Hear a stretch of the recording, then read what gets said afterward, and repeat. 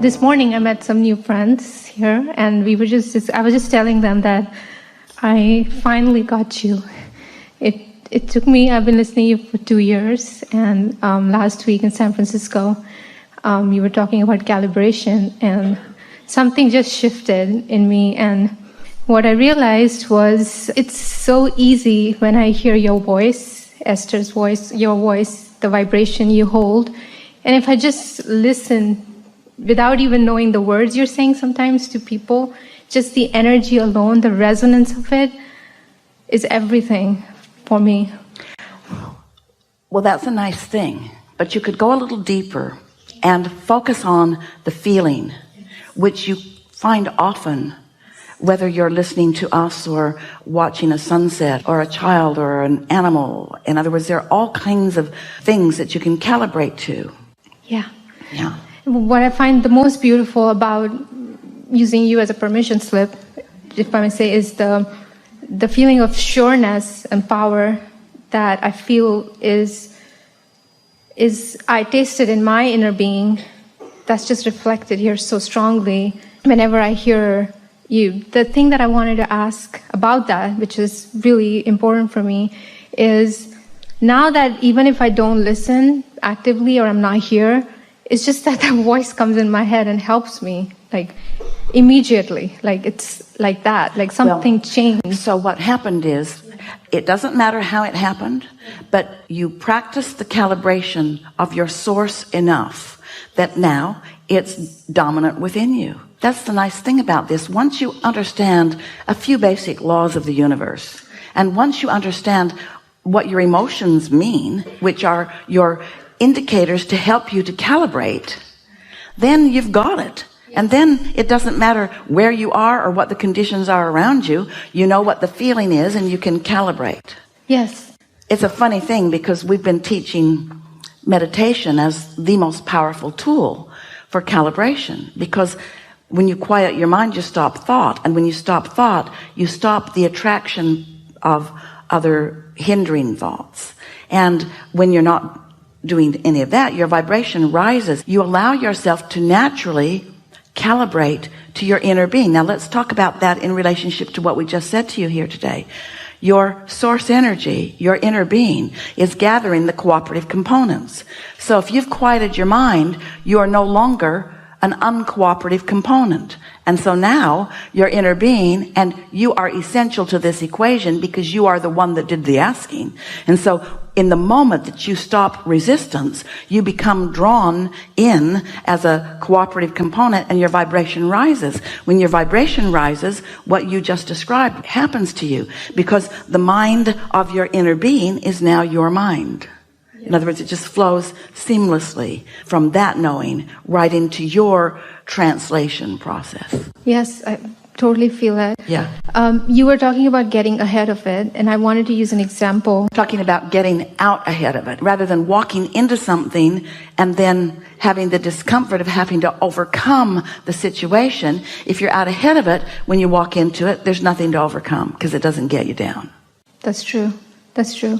Speaking of meditation, before I started listening to you, I was into non-duality, different types of meditation techniques and things, which have been very helpful. Sometimes during the day, is there ever a situation where you might be doing too much of meditation? Because if you feel bored, yes. Bored, yes. That's it. Yeah. That's it. You didn't come here to quiet your mind. You came to focus and to attract and to feel the exhilaration of the universal forces gathering things together on your behalf. We teach meditation to quiet your mind, to allow a rising of vibration. But when your vibration has risen, focus and attract with that, you see. Humans, they make work of everything. We don't encourage more than 15 or 20 minutes a day of meditation. That's enough. Anything else is just escape. Yeah. So what if I feel sometimes in the day that feeling of boredom or numbness because let's say I was contemplating too much? What's the best thing to do? Well, you won't feel boredom from contemplating too much. If you're contemplating, then thoughts are active and attracting, and you're going to find yourself more and more stimulated. If you've quieted your mind, that's a different thing. Give us an example of the situation. Why did you sit to meditate to begin with? Let's say I meditated in the morning. Yes. And then during the day, I noticed something negative coming up I felt something negative. To do some sort of process, that's where I get bored. Let us give you one that you might not find so boring. So let's say the situation has come up. What is it? Something about a past relationship, a hurt comes up. Past relationship or a current relationship? Somebody hurts your feelings? Yes. What we've been encouraging Esther to do, get a notebook, one that opens easily, that lays flat when you open it. And on the left side of your page, just make a brief statement of what happened. So the situation is, what happened? My partner hurt my feelings. My partner hurt my feelings. About? They let the relationship go too soon. And I feel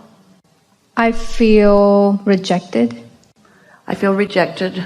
It's not active right now, but I feel rejected and misunderstood. Misunderstood. I wish he would have given it a chance.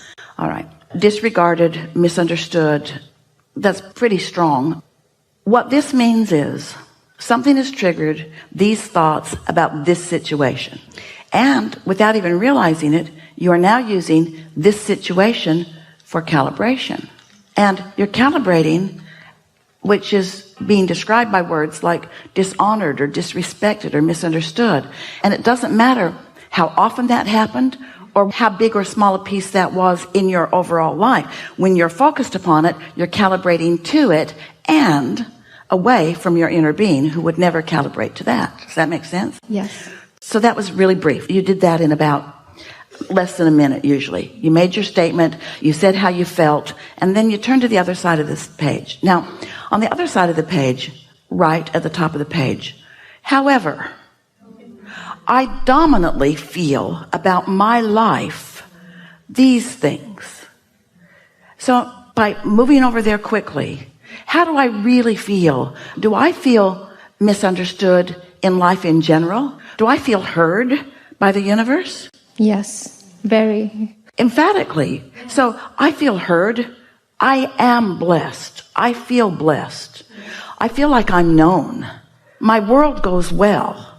And just with that little bit of turning of attention to who you really are, you've laid new claim to who you really are, and you've put that in the perspective of something that is insignificant and that doesn't matter. In other words, you chose what you're going to calibrate to.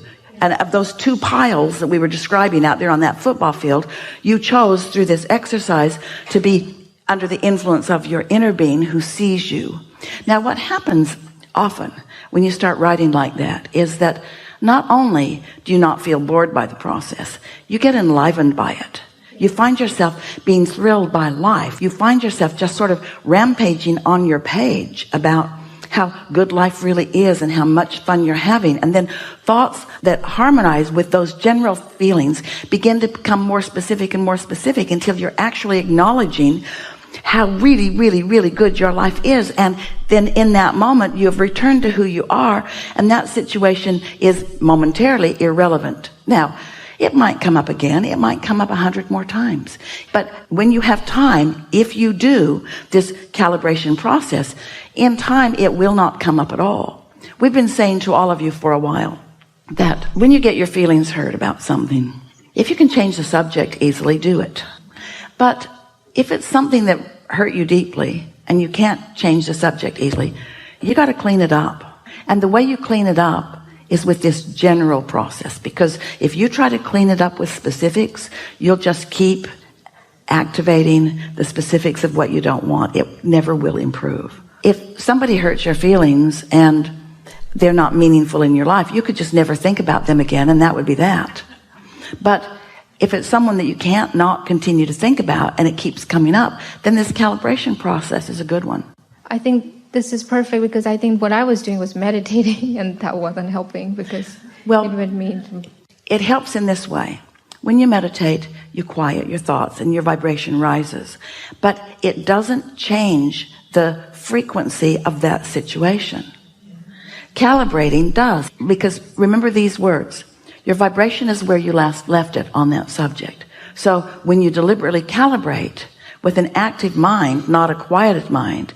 Now you leave it in a different place every time you calibrate it, till in time you've calibrated it to who you really are. And what happens? It's so interesting. Sometimes once you do that, the very situation that was bothering you to begin with begins to evolve and change, because it was attraction then and it's attraction now. It's attraction, attraction, attraction, attraction, attraction.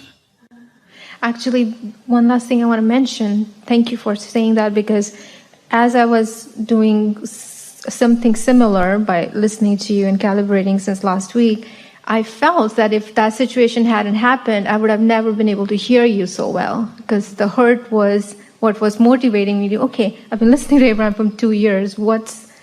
And so in a way, gratitude was coming for that. Yes. That's always a pretty good thing to acknowledge. Well, this thing that I didn't want to happen did catapult me into this wanting. But don't get too carried away with that either, because that sort of leads you to a human belief that is bogus and flawed. And that is, it takes pain to have gain. Don't let it go there. Just say instead, I came to sift and sort. And the sorting process is a good process, not a bad process. And negative emotion is a good tool, not a bad tool. Negative emotion is an indicator that serves me, not something that I'm doing wrong. And this is another thing that we would like all of you to acknowledge and embrace, and eventually come to love as much as we do. The contrast that you think you don't want to live is the very thing that is causing the expansion of your vortex.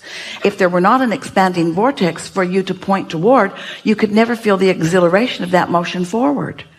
Oh, it is so delicious when life causes you to ask for something that you don't have, and then you find a way to calibrate to its vibrational reality, and then you get to watch those thoughts turn to things. You came into this environment because you are a creator, and you're creating in a world with real things that you want to see and hear and smell and taste and touch. We just want you to get your priorities straight. We want you to care most about alignment, which leads to seeing and hearing and smelling and tasting and touching, not bent out of shape because you can't see it yet or hear it yet or smell it or taste it or touch it, which holds you in the place of deprivation from it, and you can't get there from there. Does that make sense? You got to find a way of soothing yourself. And what happens sometimes to you, you're fun to watch, is that somebody hurts your feelings and you calibrate and feel better.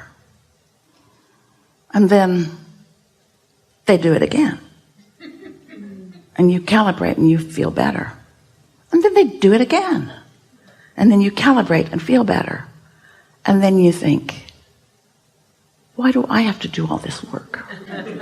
Why isn't it getting better? Well, you're taking score too soon, because there's momentum. Some of your relationships, you've got a lot of momentum going.